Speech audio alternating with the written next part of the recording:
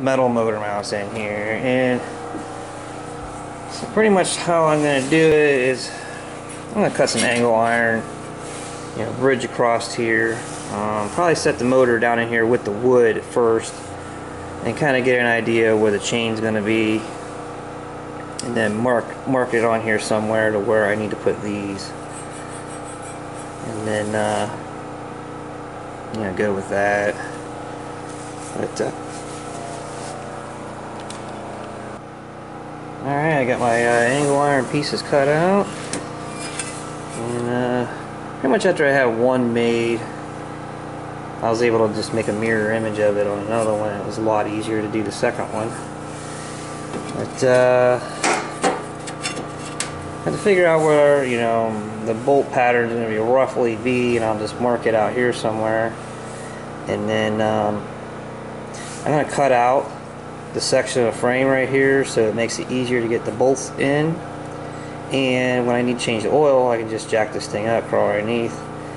And this right here is like a skid plate, but the engine is going to be 1.5 inches up in past the bottom of it, so I don't think I'm going to have any issues with something getting, you'd have to have something come up in to get to it, so it'll make it a lot easier to service it later too. The motor mounts, this should probably be later in this video for the transmission mounts. I'm in the process of making those, so they'll probably be later in this video. Alright, so I had the engine in here and figured out where these needed to be, and you see here I kind of scratched in marks, so I can cut these. I have to cut on the inside of the line, so I can potentially weld this plate to the bottom of these. And so we're going to cut this section out. Alright, we got the plate cut out, and for those of you who don't know what I'm using to cut everything up with, there's one of these. It's like 10-12 bucks for one of these grinders from Harbor Freight. And then I actually get these wheels on eBay.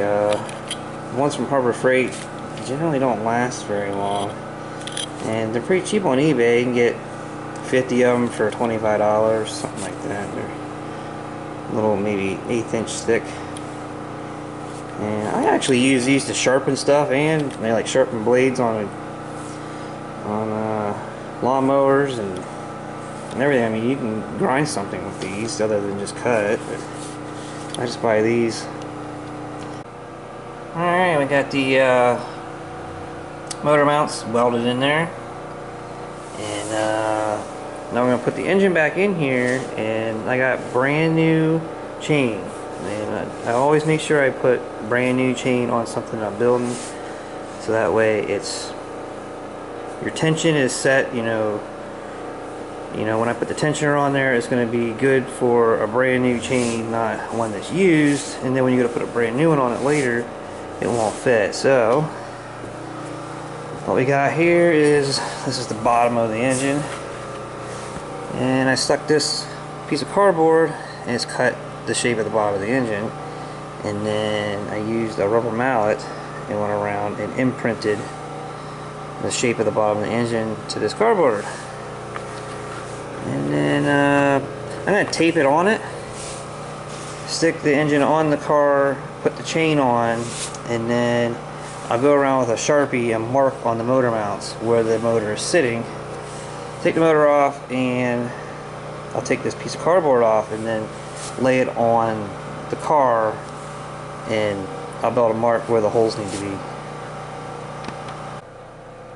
Alright, so we got the engine sitting in here, we got a chain on it, and pretty much you just keep moving the motor around. You keep an eye on whether or not your links are riding on one side of the chain more than the other.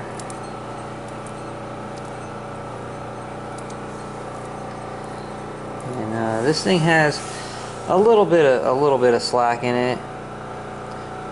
Pretty much, I'm putting 3/8 bolts in this engine, so it'll have a little bit of movement. So what I usually do when I'm setting up something like this is that I actually put the chain when it's brand new. When it's brand new, it's tight. I put it tight, and because you go out and run this thing for 50 foot, and that chain's gonna have slack in it with a brand new chain. Now, when you tighten up a used chain, you want to make sure you have slack. But brand new, I just put them tight, and then within, like I said, you go run this thing around the yard 50 foot, it's gonna have slack. But this is gonna have a spring-loaded tensioner, so to eliminate any slack, because this thing is going to be running whatever RPM this engine is. So this chain's going to be flying in here. So it's going to have a really strong tensioner on it. The tensioner is probably actually going to be kind of hard on the chain, but at the same time, as fast as this chain's going to be running, it would fly off if it had any kind of, if it was flopping around. So I'll trace that front of that cardboard out, and then we take the engine back off, and then I can punch holes through for it. Alright, here's the template, and I went around with it's probably a 1/4 inch bit. Around a 1/4 inch bit, marked out where all the holes are going to be, just enough so I can take the cardboard off and finish drilling them out to 3/8 inch. Alright, so we got the engine sitting back in here, and the bolt, all 4 bolts is in it, and I got the chain on there. And I like to show you that you see the engine still does move around just a shade. Basically, where the bolts go through is probably capable of like a 1/2 inch bolt, but we got 3/8 in there, so it allows it to move around just a little bit till you get everything where you need. It'll move enough to get a chain on it, a brand new chain, with just loosening the bolts up, and then you can just get all your tension on there and tighten them down. So we got this transmission mount finished, and you can see it's bolted down there, bolted here and here, and right now this plate needs welded in, but we'll get this plate welded in here.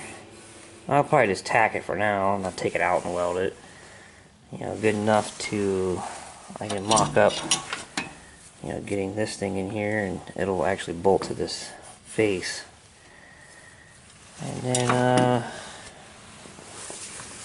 so get a good view of it. It takes a lot of time to grind and cut that stuff. Alternator, started working on the alternator bracket. And I kind of laid this alternator down, and I was kind of drawing up a thing on cardboard onto, a place to, like, bolt it through, and then it could hinge. And then the other one, over here would be a slotted, where you could tighten the belt up and tighten it down. And it would be a lot easier if it had like more of an opposing thing that kind of stuck out a little bit further. You can see this is pretty tight. There's more on one side of it, and it was going to be some big elaborate thing that I just really don't want to do. Another idea of somebody that was here earlier was talking about was doing what I'm doing here with this hinging type of setup, and use all thread and kind of like tie rod end type deals, and basically you can just hook it to the frame, and then you can just tighten it up. What I plan on doing is pretty much how this is set up is it's threaded on one side, and this is through hole, and it can only tighten down and squeeze so far, right? This will be tightened up, and then pretty much I plan on just welding this to the floor on the machine. Weld it to the floor of the machine. Maybe put some angle iron alongside of it to try to give it more support rather than just the bottom of that square tubing. And just hook a spring from a lawn tractor, one of the heavy duty springs, and then this will be my, be able to tighten it up, and then it'll just maintain its tightness from the load of the spring.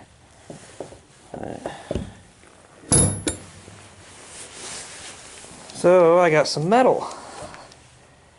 This metal here will be used to build a bed for this thing and hold the body. I gotta make like a whole frame basically as, you know, to mount all my panels for the body. And also I'm gonna use, I got more than enough metal, and I got more metal just for starting on another project later. I'll get into that some other time, but we got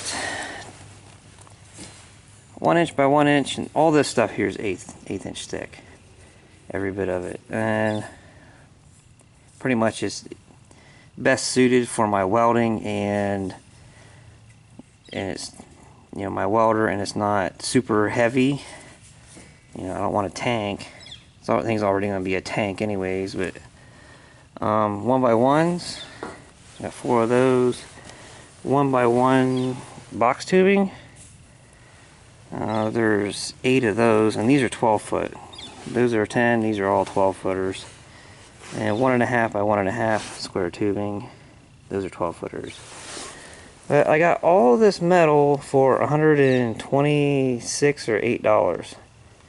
So I don't know if that's good or bad or what, but in the past I always kind of opted to go to Lowe's and get gas pipe to build stuff because, well, you just walk into Lowe's, grab a piece and go, and, you know, I just figured this stuff here was completely outrageous, you know, but I think that's pretty cool. I mean, heck, I could build all kinds of crap for cheap, you know, didn't really realize it, or maybe it's just cheap because of the economy.